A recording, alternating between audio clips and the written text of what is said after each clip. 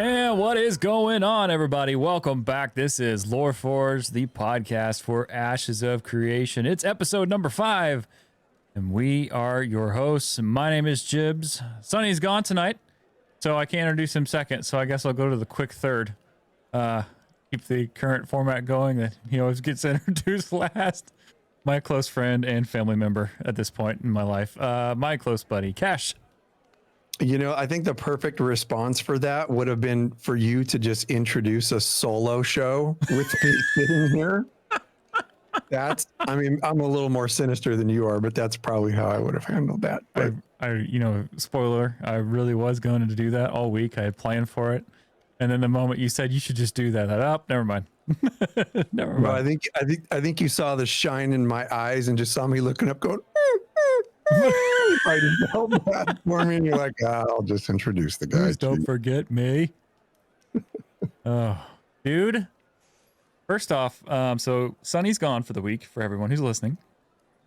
He's off leveling up in life. And so it's Cash and I, which is kind of funny because this is legitimately the old show.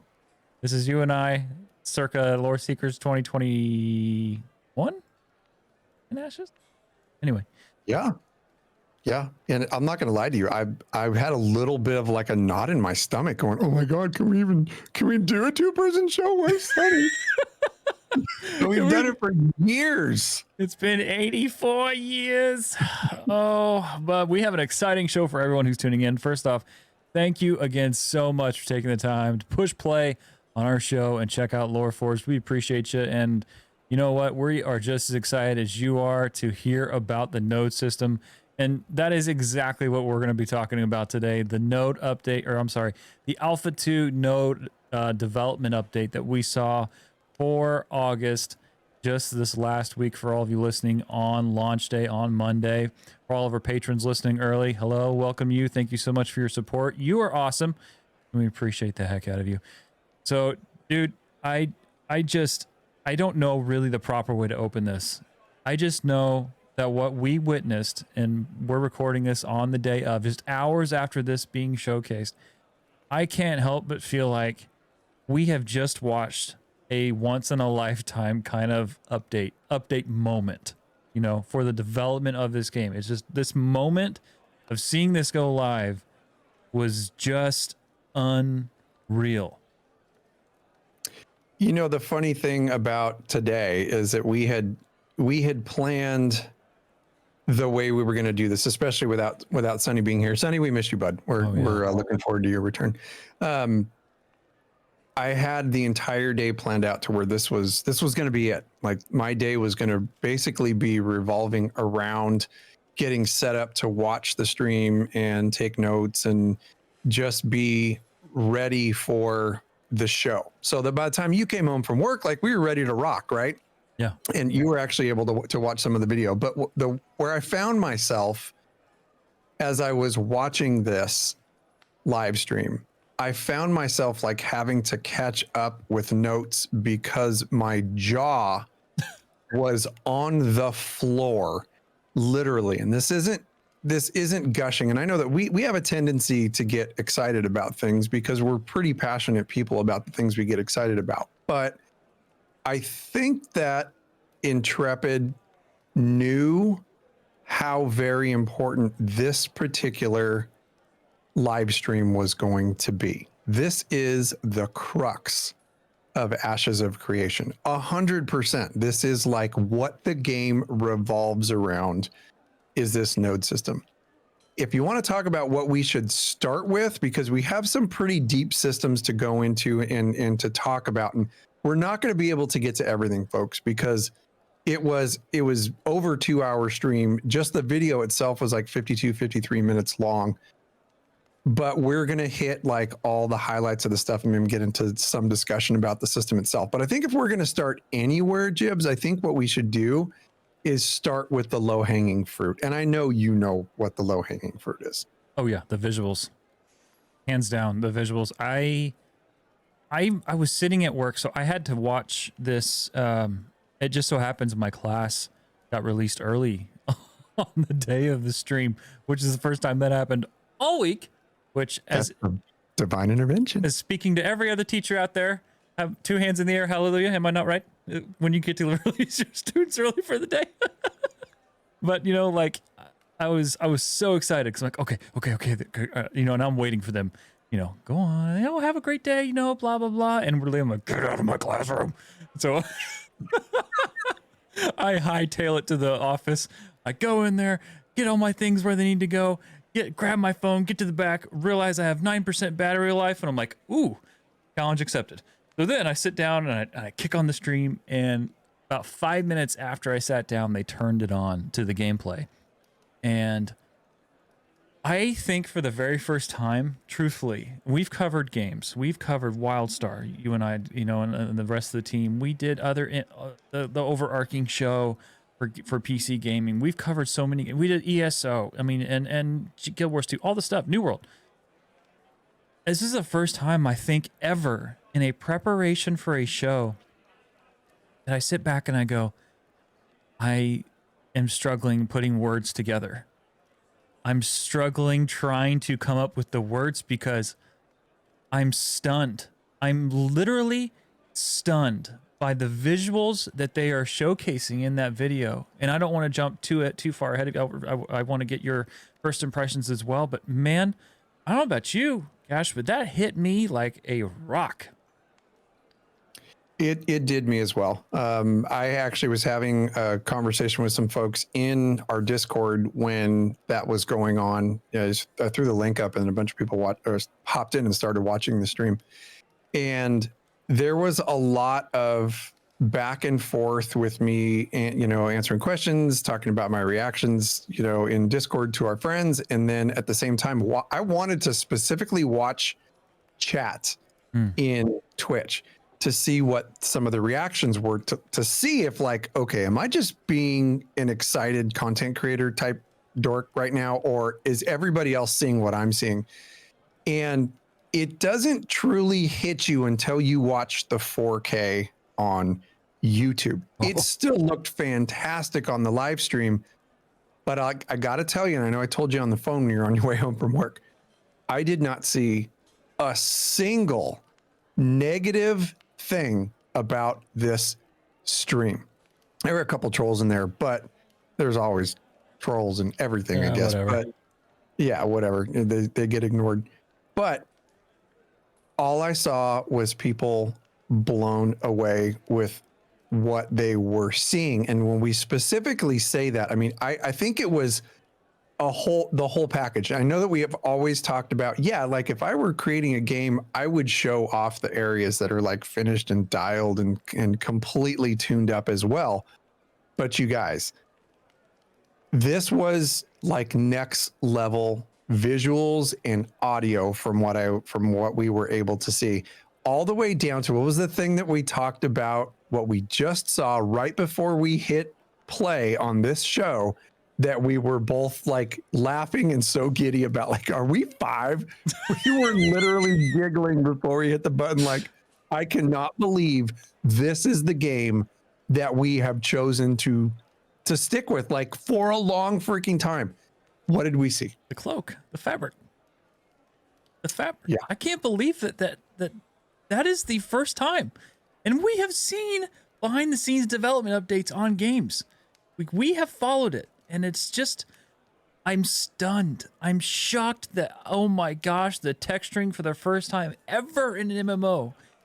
I feel like I can reach out and I can grab that cloak and know exactly what it's going to feel like.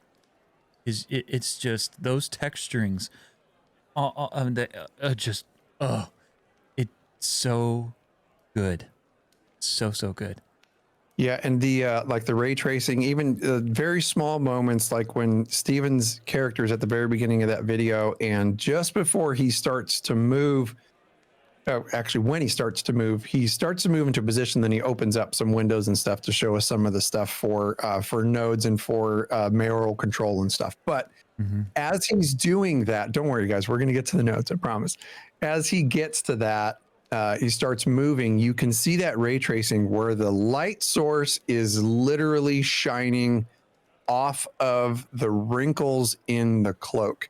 Yeah. those are the little things that you might not notice, but there's no other way for me to explain this other than it looked like I was watching a live action movie or film. Yeah. That's what it looked like to me. That's where games are getting to at this point, friends. And that's saying nothing about walking through town, just how alive that village looked was absolutely unreal. Like you can see guards walking around. There was a guard walking on the road as he was coming into town.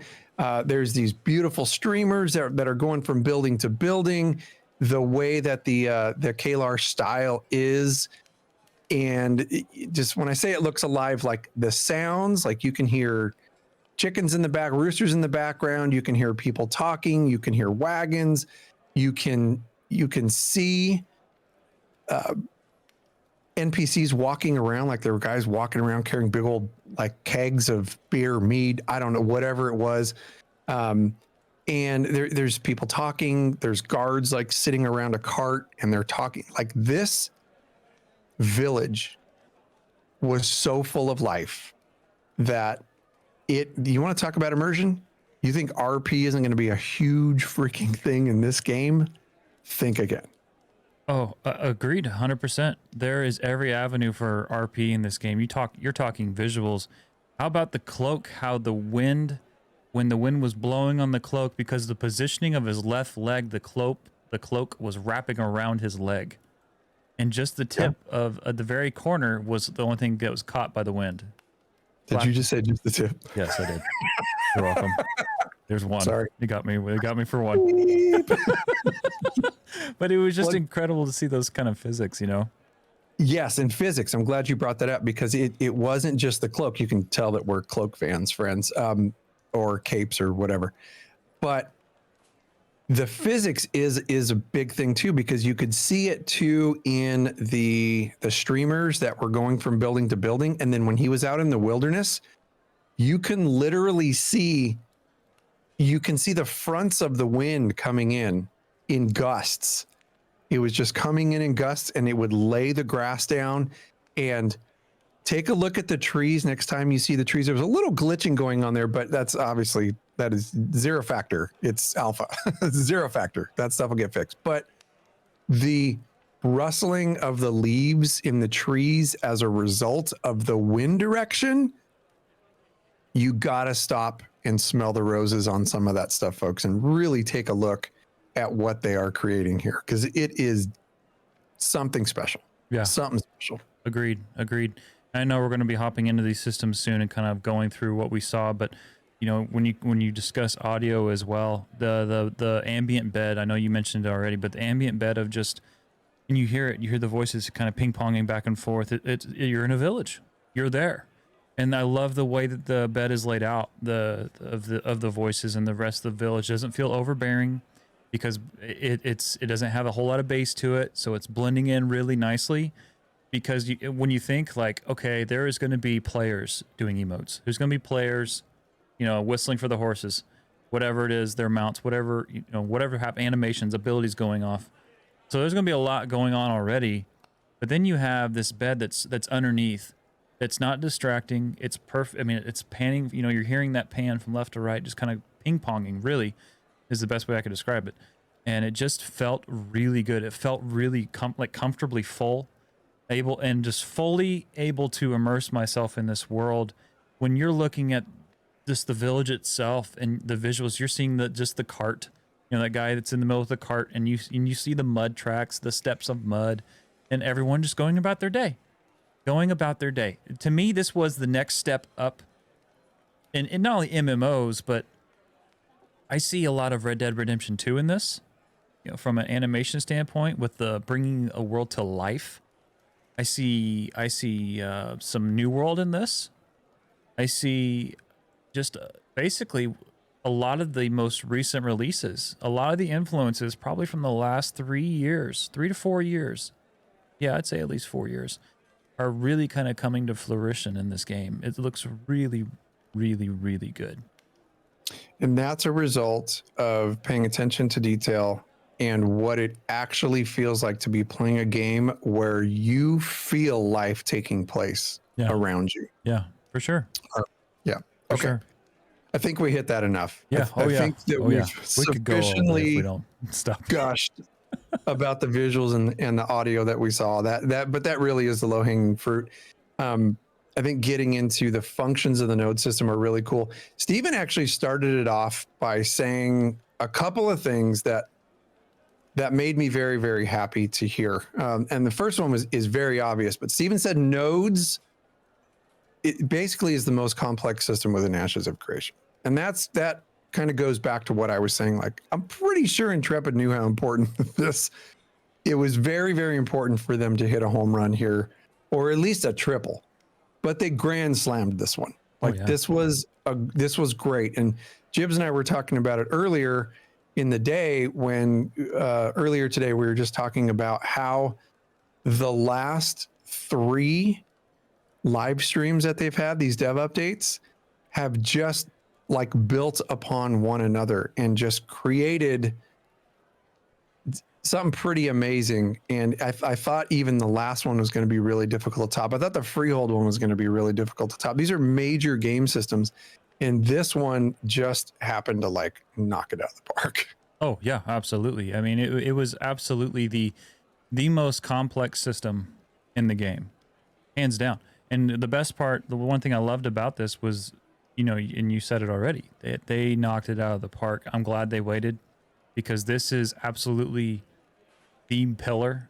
There are several pillars in this game, but this is one of the key pillars, the key features in this game that everything's based off of. Margaret even said in the stream itself, I'm paraphrasing, but basically everything in somehow, some fashion is relating to a node, you know, and it was stunning. You know, they covered all kinds of topics. And I know, and I think we should just jump right into it. The 7 major topics that were covered in the presentation. They did citizenship, mayorship, mandates, mayoral commissions, policies, service buildings, and buy orders.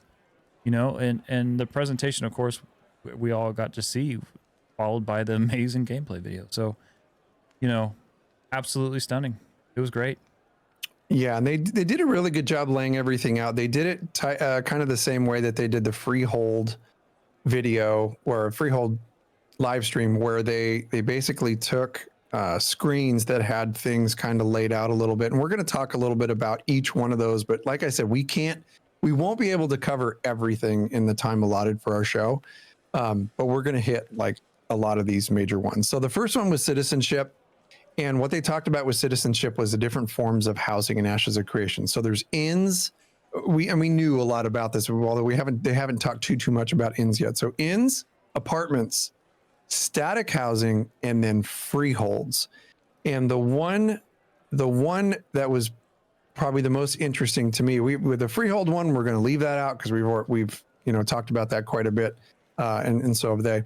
But the inns are considered the most accessible form of housing in the game. Mm-hmm. And then these other forms of housing are going to be fairly limited. So inns are going to be available for people if they want to use them. And both inns and apartments are instanced. So it's not going to be like a freehold where like this is your plot of land. You don't get like your own spot in the city. But you can have an instanced spot in the form of an inn, which is going to be very similar to the way that Elder Scrolls did it, like where you had your own little room inside, say, the Rosy Lion Inn, or also like New World does it, to where you can purchase a home inside the city. Well, those are instant, so somebody else can go in there and it phases in, and that's their home. They did talk quite a bit about citizenship being one of the most foundational aspects of Ashes of Creation, because it unlocks pretty much everything that you can and most likely will do. So being a citizen is very, very important. There's a lot of really good reasons for being a citizen. I really like the way that they have broken up the housing, and we've heard about this. Is nothing new. We knew this, but what was nice was kind of to see it brought to life again in the form, with the node system. When you're seeing it this discussed in tandem with the node system, it kind of brings its whole, like a whole new life to to this feature. So, you know, with the ends, apartment, static housing, and freeholds, I love the choice, player choice. I love that that option is there, that the player can choose to push into either one of those however they want to. I think the ends are just a cool addition no matter what game it is. Anytime you have a medieval inn, I'm there. I'm there 1,000%. Right. You know, there's going to be a tavern in there somewhere, you know, people drinking, you know, just chilling, doing their thing after adventuring. I love it. I love seeing that. You know, when you talk citizenship being such a foundational aspect of Ashes of Creation, it carries weight. In Ashes of Creation, citizenship truly carries weight. Not, you have to pay your dues. And if you renounce your citizenship, which you can leave, you know, a city at any time, but there's a cooldown before that you can become a citizen again. Going back to the notion of player choice, risk versus reward. You know, in a lot of ways, hey, maybe you decide to leave because something doesn't feel right, and you just miss something awesome happening for the node. Just a day, you know, after you left. There's your risk there. There's your consequence for your choice, for your action. I love the fact that players are going to, it's something as small as this. Players are going to have these things that they go through in this game. Yeah, and I think thinking back to the video, to the live stream, there were some questions that were getting answered by Margaret, and there was a little bit of concern about, like, well, what happens if your node is destroyed? Like, what happens? Well, what happens if you're a citizen and your node is destroyed, and, you know, say you own, you know, a room at the inn or whatever. If that node gets destroyed it gets sieged, you can be a citizen elsewhere immediately after you move to a new place and acquire housing. Then you can be a citizen there, but there's no cooldown on that if it gets destroyed. And this brought up a very important point. This is the second quote that Steven said that I really, really liked. And he said that PvE builds the world, PvP changes the world. And then he went on to say that PvP is the catalyst for that change. And I really, really like that, because that's a core feature of this game as well. And there's that risk versus reward that you were talking about. It takes a whole bunch of PvE to make these villages, make this node system really turn into what it could. And obviously that's the metropolis. But there's always a bigger fish. There's always somebody out there that is going to try and tear your stuff down. So I'm hoping, I know Stevens and the team is hoping that what this is going to do is this is going to start building some loyalty and some pride in your node to where you want to contribute to it through some of these other systems we're going to talk about with mayorship and such. And you want to also defend it, which it just brings in that perfect weave, theoretically, until we see the game and make sure that all these systems are working right. It theoretically creates this beautiful weave between PvP and PvE. You're exactly right. Think of what can happen if, for instance, your node is destroyed. You're a refugee at that point. You and everyone else that's in your guild and your community. And let's just take it from a community standpoint of organized community. Let's say we have the full, 200, 300 people you can have in a guild? 300, okay. So let's say we have the full 300 people. Well, that's a 300 person influx to wherever we guide them to go, whatever node we choose to go to. So think about on the receiving end of that, the node that's receiving all those people who were directed to go to this specific place, and whoever else ends up there as well. Think of what that will do for that node. Think of how that changes the dynamic. I think I may be wrong here, and I may have been trying to multitask when he was talking about this, but I think Steven did mention something about a node that is receiving refugees might change the look of certain aspects might change, like crates and stuff might show up to make it look like refugees are showing up. How insane is that? And like, if I'm getting this right, and that was a thing, I'm gonna have to go back and watch the video again and make sure. But that's kind of how I took it, that things could change the look a little bit, so it looks like the new node is taking in refugees. That's what That's one thing I'm always finding myself continuously surprised and just continuously just, oh, of course it's there. The level of detail in everything in this game. It's just, Sonny, this one's for you. Wildly bonkers, man. I mean, it's just nuts, you know, and I love the fact that there's different, and again, we've known all this, but it's just been such a time since we've been here. But just from a mayorship standpoint, getting kind of a re-education on the 4 types of nodes and, you know, how they're chosen. I think that was really cool. You had scientific with the ranked choice by popular vote, economic, the blind bid auction. In other words, hey, you basically buy your spot as a mayor. I loved divine. This is so great for PvE players. PvE favor competition, so who's doing the most work within the faction. And then military, trial by combat, several events with a point system. I love the fact that there, again, is choice. Choice even within the node system. What do you want to go be a part of? What do you want to go invest yourself in? Are you a PvPer? Well, maybe divine isn't necessarily your thing.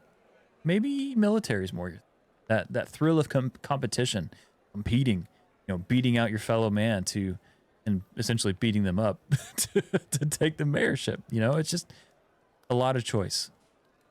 And that one was actually very interesting, the military one, because I thought it was just going to be like an arena style, like fight to the death type thing. It's not.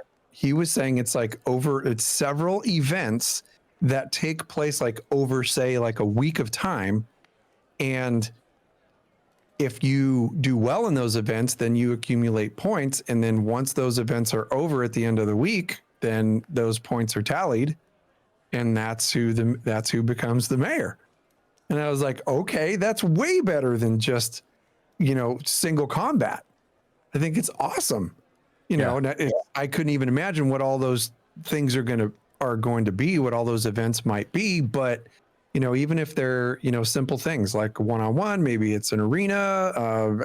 I just, you know, several arenas. I don't know how all that is going to work, and they didn't go too much into it. But I really did like that I thought the military one is probably going to be the most interesting one, and also probably the best for spectators, because it'd be really cool to just watch. Like, yeah, sorry, Sonny, we're not going to do the scientific node for you, like the economic node, like you probably wanted to.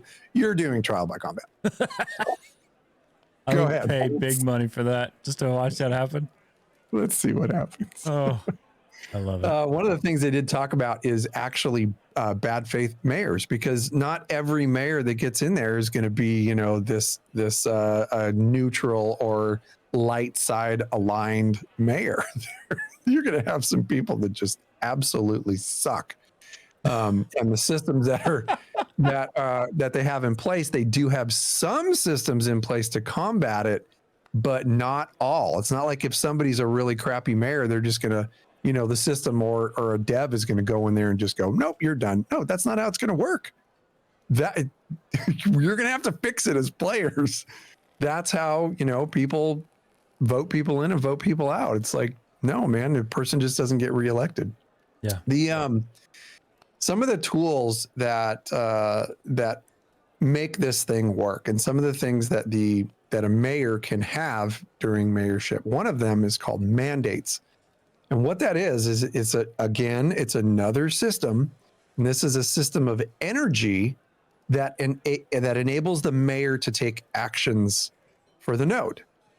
And I thought this was really, really cool. There's a couple of different things that they can do. So the first of all, there's mandate activities. So if you have mandate, you can set forth like policy votes. You can set forth things like construction contributions, a mayoral commission, mayoral caravans in between nodes. So you can start building faith in between different nodes. You can declare war on other nodes, and you have some powers when your node is being sieged or you're working towards sieging another node. Now, in order to get some of these things taken care of and get some of them in action, the mayor actually has things called actions, mayoral actions. And these are things like taxes, policy votes, and whether or not they want to bypass that policy vote, initiating construction on different types of buildings and expanding those buildings. We're going to get into buildings here pretty soon too.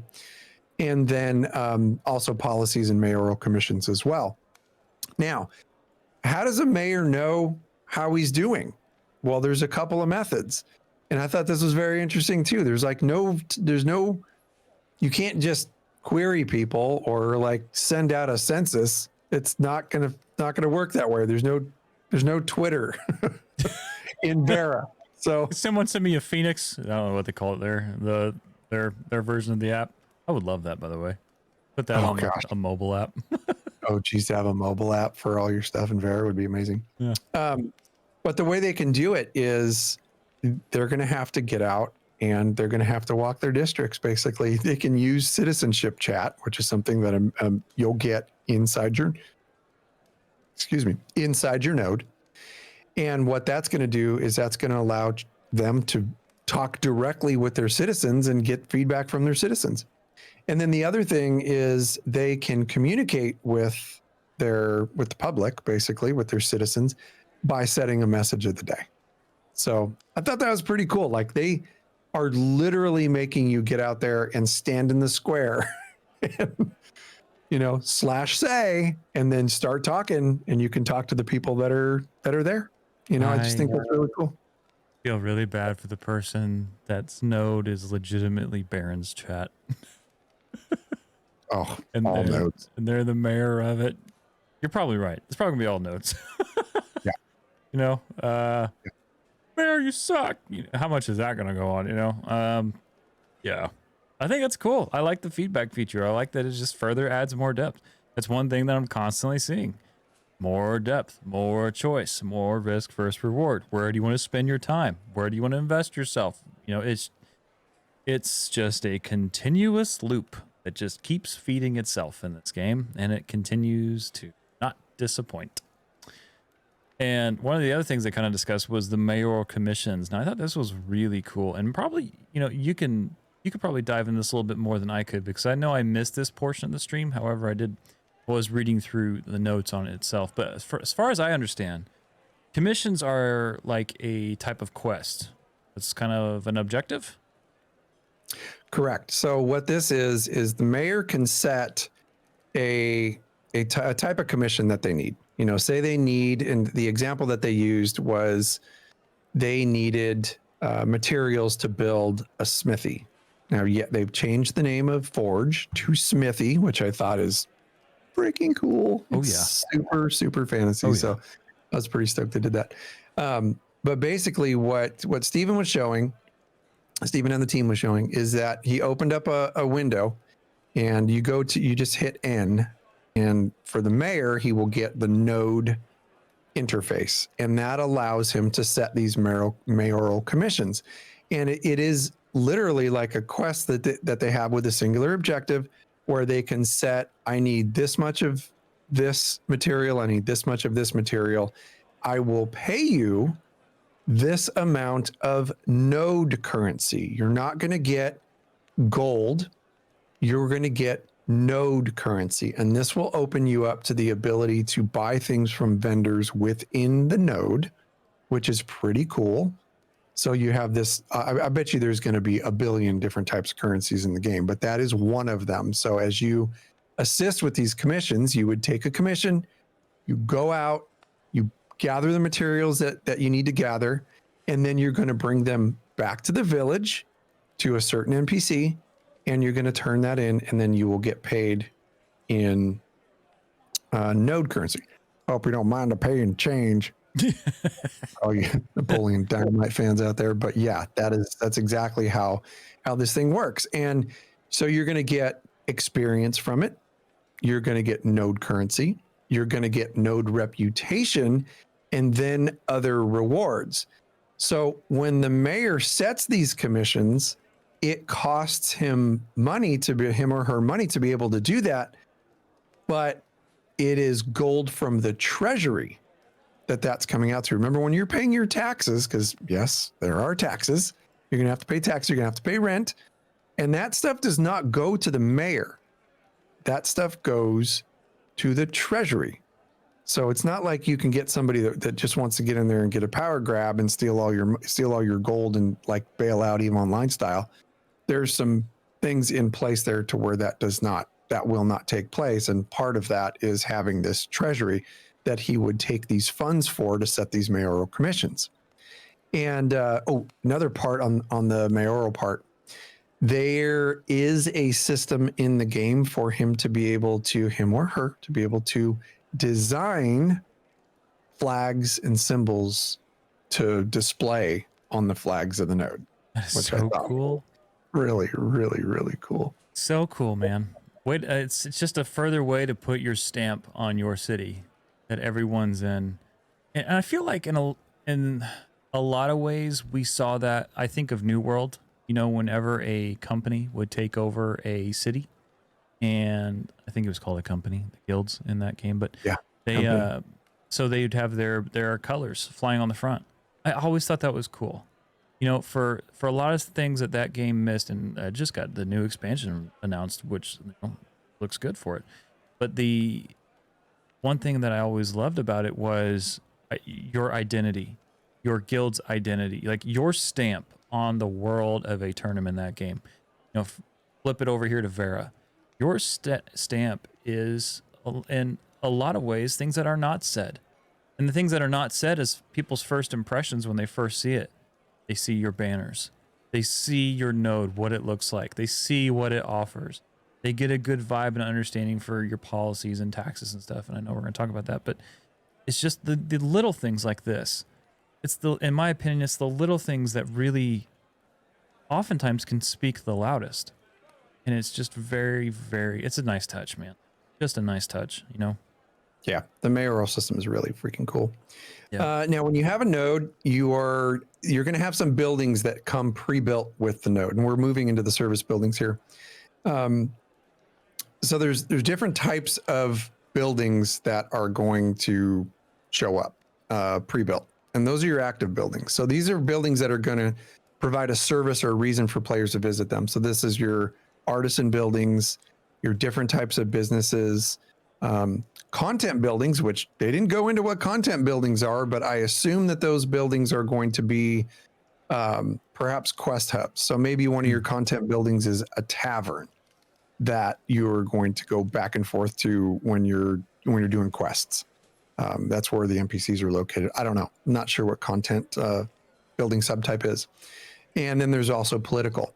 Then there's your passive buildings. Now, these are buildings that can be put in, initiated by the mayor and built by players. This is going to be things that provide passive benefits to the node or the ZOI, or the zone of influence. So these are going to be things like civic. I would assume that would be like a city hall type thing. Cultural. So say your node is Dunir, and you have some type of a cultural hall, or perhaps like a cultural museum or something like that, I think would be super cool. Your fabrication buildings, so these are going to be, artisan style. Scholarly, so perhaps libraries, or what was the repository for information that you could go to? Wasn't that the library? Maybe it is a library. Okay. I don't know. Books, I don't know. It's confusing. Sonny would know. Yeah. Where's that snooty smart man at? And then vocational is also another type of passive. Now, the interesting thing with these buildings, of course, with death and taxes being absolutely non-negotiable in the world, it's the same thing in Vera. So these buildings are going to take maintenance. They're going to have regular maintenance costs, and these are going to cost node commodities. So that may be a reason for a mayor to put a commission out, because you need material in order to maintain your buildings. So, and these are going to come also from the node treasury. And in order to continue operations, you're going to have to maintain them. Now, if maintenance is missed, the building will enter a state of disarray, which I thought was pretty cool. The building's going to start degrading, and then you will have to, or say it gets damaged by a siege, then it could also enter a state of disarray. I And like then the that. players again, yeah, I love it. Yeah. I like the fact that you have to be invested. You have to be invested in your node. And it goes back to kind of what you were talking about earlier, how like there's a sense of ownership, a sense of pride that comes with nodes.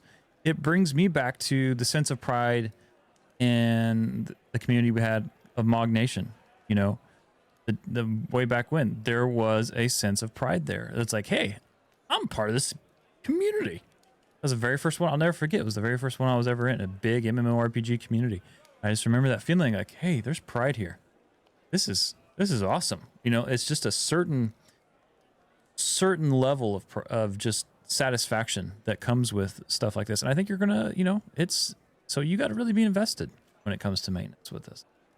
Yeah, for sure. And I think that the fact that you're going to have people going out and basically running quests and running all around the node to bring back materials in order to keep these things maintained is pretty cool. And if you don't, say you don't maintain it, or say something happens and you get sieged and your stuff gets broke, then it gets reduced to a rubble state. And after a period of time, that building becomes an empty plot, and then it can be rebuilt upon. Yeah. So I just think I love the way that these systems, that they are paralleling the way things would be in real life. I think that is just super, super cool. Imagine a mayor like declaring a certain part of the city like slums and like not really maintaining those buildings so well. And then the people start to complain, and then they're like, get this knucklehead out of here. He sucks as a mayor. All of a sudden that mayor is not getting reelected. And then we bring in another mayor. I just think it's so cool. The politics are so freaking funny. Oh, real life simulator 2024. Oh, another cool thing that they had on there was buy orders. And this was something that Steven has brought up numerous times in previous streams. And of course, it was brought up here in a major way. And by the way, I believe, I haven't been to their site since the stream, but I believe there's a post there with all these infographics there, kind of like they did with freeholds.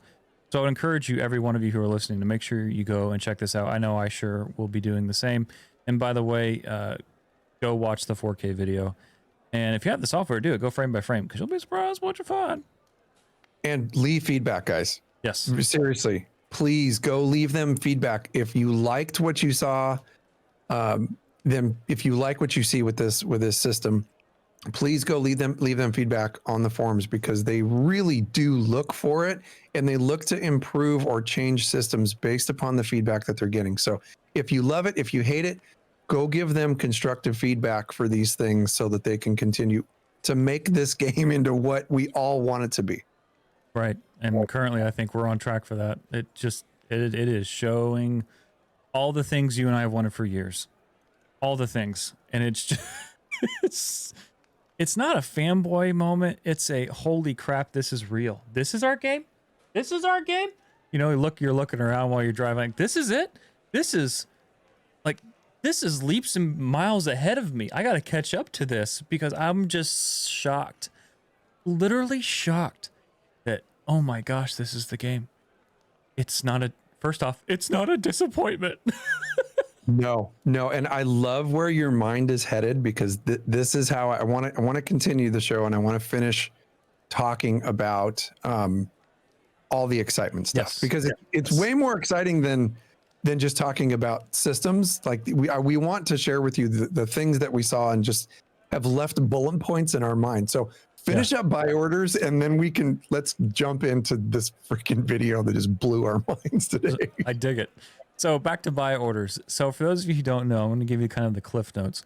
Buy orders for your nodes and Ashes of Creation are the primary way for your node to essentially generate node commodities that you can then use to spend on building construction, upgrades, maintenance.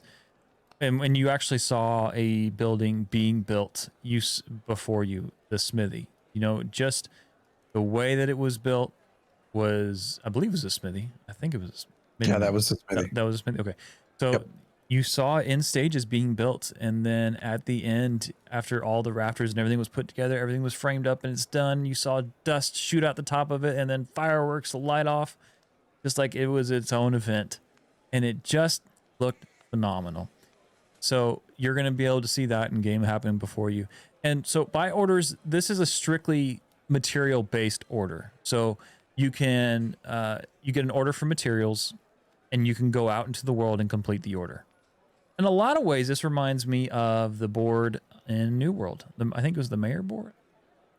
But anyway, that players could choose to invest themselves into their area that they were in, their city, their town, and as a result, the people were rewarded, and your node and your area was rewarded as well. And we're kind of seeing that same system here again in New World. And so it kind of continues on here with players that your reward, just like in New World, we saw a currency. Well, in here in Ashes of Creation, there is a node currency and a node reputation for fulfilling that buy order. So with this currency, it's specific to you, the player. You can't transfer it. It's for you and you alone.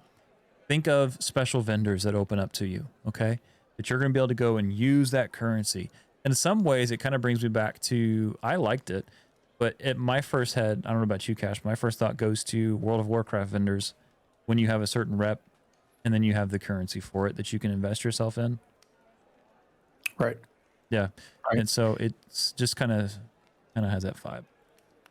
Now, here's a question that I don't remember if this was answered or not. I'm sure it was, and maybe I just zoned out. But what happens to your node currency if your node is sieged and destroyed and you become a refugee? I wonder if that stays. It does.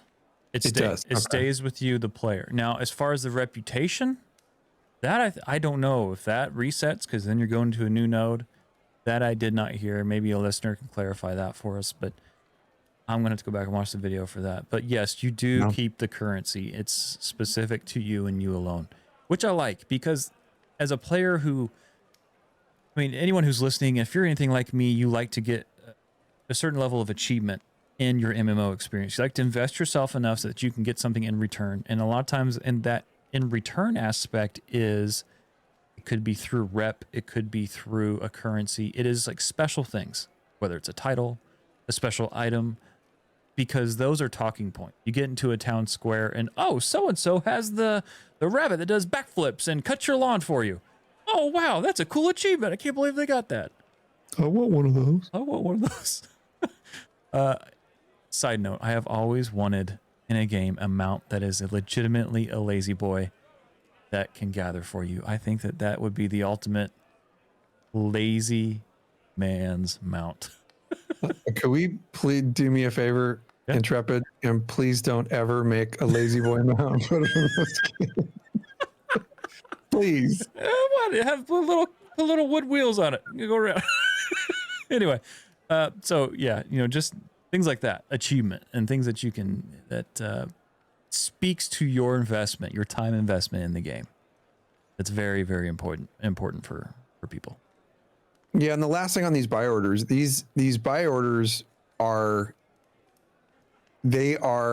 legitimately what the mayor can put out. They put these buy orders out for things that the mayor needs in order to improve the city or improve the node. You want to build upon or expand a building, he or she is going to put buy orders out for the players to hop in there and complete.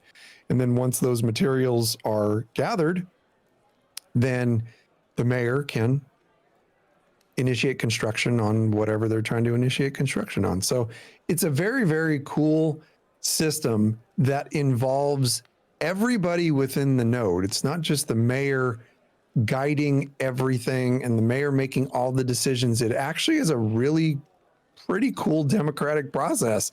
And if your mayor just absolutely sucks, then that mayor probably not going to be mayor no more come next election. Things are going to change. Have to buy some donors. That's right. That's right. He's going to have to do some fundraising. Could you imagine, like, hey, the mayor's going to be in town. He's we need a security element for the mayor because he's going to do some fundraising here and then in the north section of town. I don't, dude. I don't know why, but my head keeps coming back to Richard Nixon. I just picture like people being dressed up on the corner with Richard Nixon with his two fingers, just waving his hands. I'm not a crook. I am not a crook. I'm not a crook. Oh, Turns man. out you kind of were. Turns out that happened. But anyway, so yeah, and we have just a few minutes left here in the show, and man, this went by really quickly. But I want to spend this last few minutes just discussing the video that we saw, kind of going back to that, kind of what we talked about at the beginning. And again, I don't.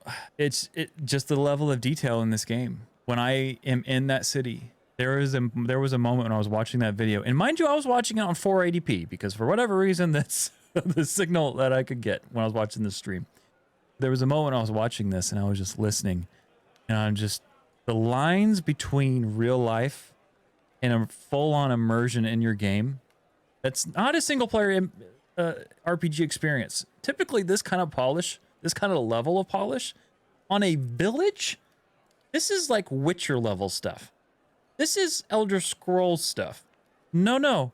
This is a MMORPG kind of stuff. And it's just mind-boggling that this is our world, dude. It is. I think that the way that they showed the video off, and I love the way that they do this because they have been starting off out in the world somewhere.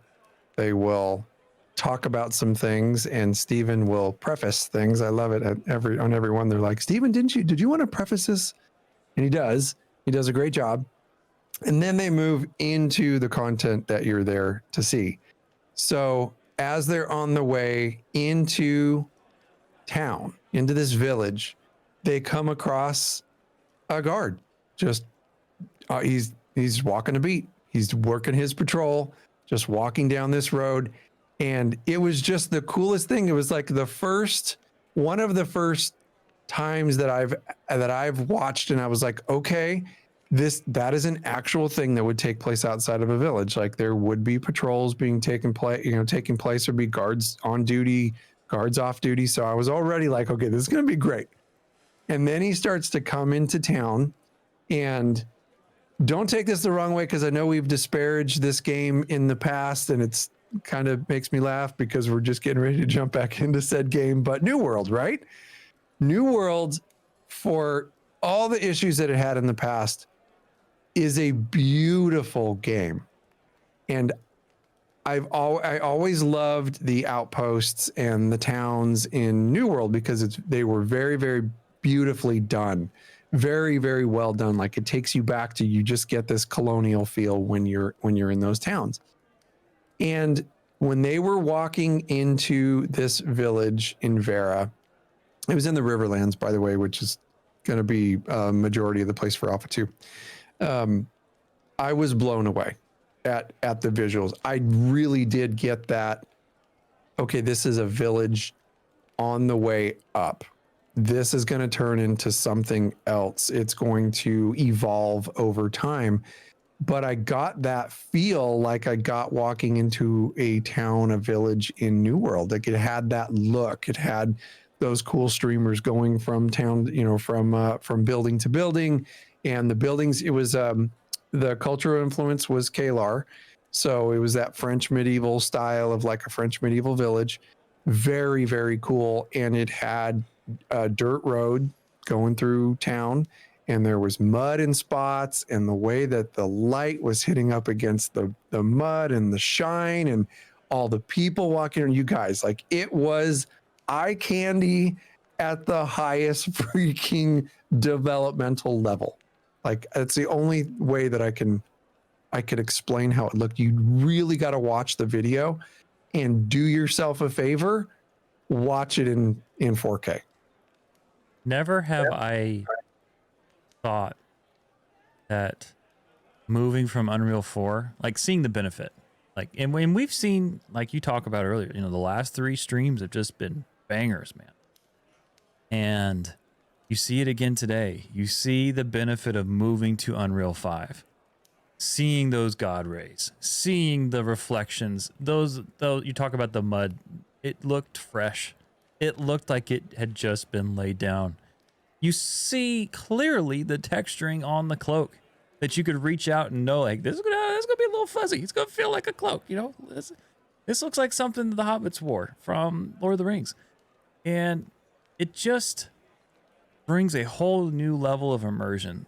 Their attention to detail, their hard work in their detail, you're seeing that first and foremost. It's a good time to be a fan of Ashes of Creation. It's a good time to be coming to this game. And for anyone who's listening, if this is your first time ever really diving into Ashes, well, first off, welcome. But second of all, this is Intrepid. The stuff they're doing right now, their hard work where they're laboring behind the scenes, willing to hold off this stream to get it extra polished, everything they needed to where it was worthy of being shown, because this was a big deal. Big deal. This is one of the, if not the, core system for the whole game. And it looked fantastic. Absolutely fantastic. The level of detail is what really hit me the hardest. If I had one highlight, bullet point, underline, pin it to my board today, it is the level of detail in not just the visuals, but in the system. Case in point, a really good example of this, I think, was when Steven had gotten the results of the buy orders. He had enough to build the smithy. He went to the plot to build the smithy, and he actually had to go to a construction foreman. There was an NPC there. His name was Construction Foreman. It was the coolest thing. And as the smithy was being built, it went through. Now they sped it up a bit because it takes time to build these things in the actual game world. But for the auspices of the live stream, they sped it up. Well, you can see the structure going up, like the actual skeleton of this structure going up. And at every phase, you can see dust coming off of these structural members. And I was like, oh my, okay, that looks insane. That looks awesome. And then as it continues to go up, then you'll see walls form. And then as the outer shell of the building, it's past the framing stage, and now it's got walls, and a scaffolding shows up on the outside of the building. And with the scaffolding, you will have little NPCs up there, and they're hammering, and it just looked amazing. Like, I was like, you gotta be kidding me at how freaking cool this looks. Because we've seen construction and stuff like that. That same thought, that same system design has taken place in other games in the past, but not to this level of detail, which is, I mean, that is like my overarching point here. And then once it's finally done, then the whole town celebrates, because imagine this takes several hours or even several days to complete with some of the larger buildings. And when it's finally complete, like, you're just walking around doing your thing, and you don't know that that's complete yet, but you know now because there's fireworks going off above the city, and you're like, oh my gosh, the smithy's done. How exciting is that? And you're like, I bet you when the game first launches and these nodes are really being evolved, I bet you when those fireworks go off over a building that's done, it draws a crowd. I bet you anything. Oh, I hope so. I hope so. Shoot, that makes me think of 4th of July here in America, what that's going to be like, in the game. I know it's a complete derailment there, but yeah, absolutely. I love the fact that it feels like an event. It feels like a success. This has taken hours, if not days, to complete. Great success. Great success. Oh, yes, absolutely. And to kind of pin the tail on everything you were saying, I agree in full agreement. The level of detail in the visuals, the audio, the systems, they hit every single point flawlessly. And I cannot be more excited to see what Intrepid Studios does in the future and the months beyond leading up to Alpha 2, because the train, I think, is starting to leave the station here. train, the old hype train starting to leave because that was a special moment that we got to see today. It was, and I mean, even getting to see the poor little duckling get slaughtered. Oh yeah. But yeah, so important hilarious. note on that. It was sad. We got to see a little tiny duckling at the end get absolutely slaughtered by a mage. But the one thing that I did note is they did a close up on that duckling at the end, like just a side view, and then you see the dead duckling's corpse like show up. Just take a look at the level of detail on a close up shot of a dead critter in Ashes of Creation. And that will tell a story of the amount of detail that is going into the entire game. There you go. There you go. Well, friends, this was LoreForged episode number 5. We hope you enjoyed yourselves here, and we got our first review.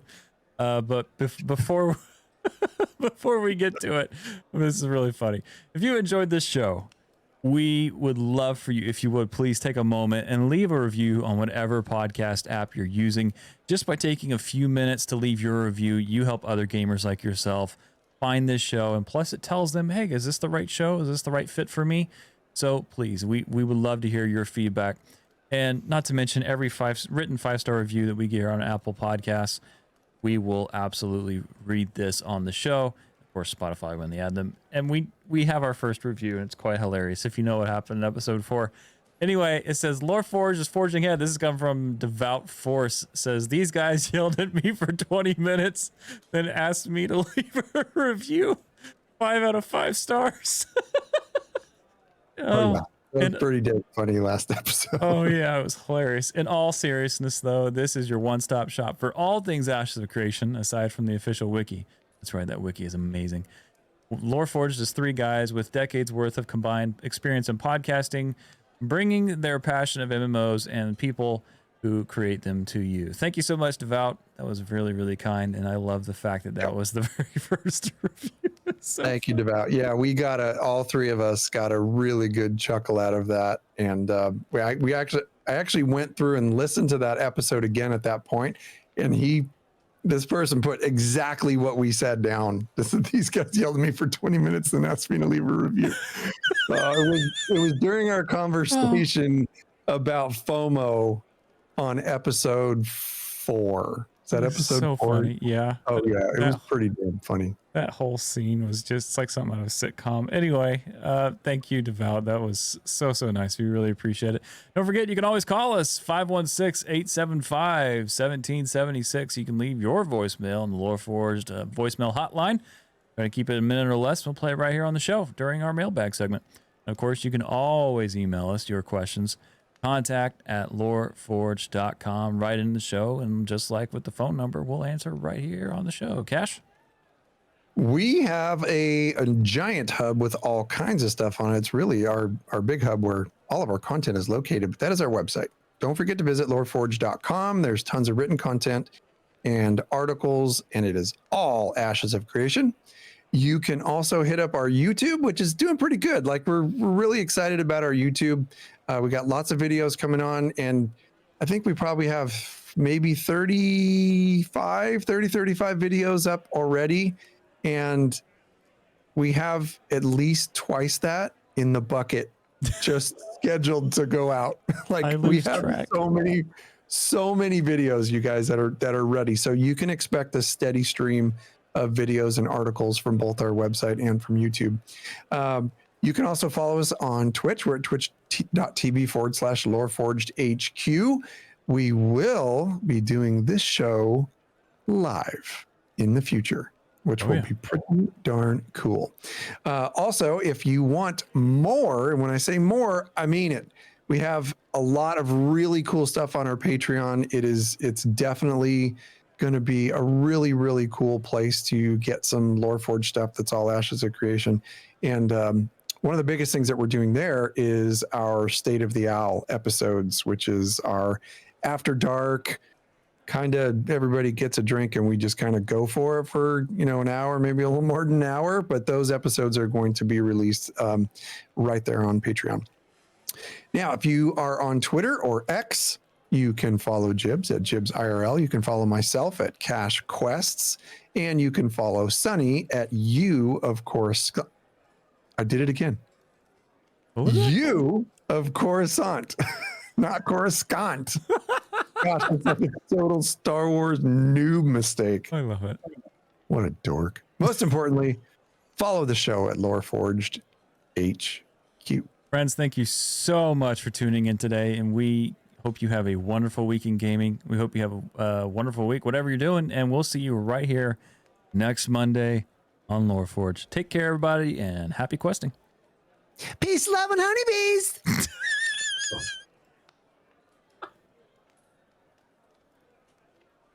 Oh, and that's a wrap.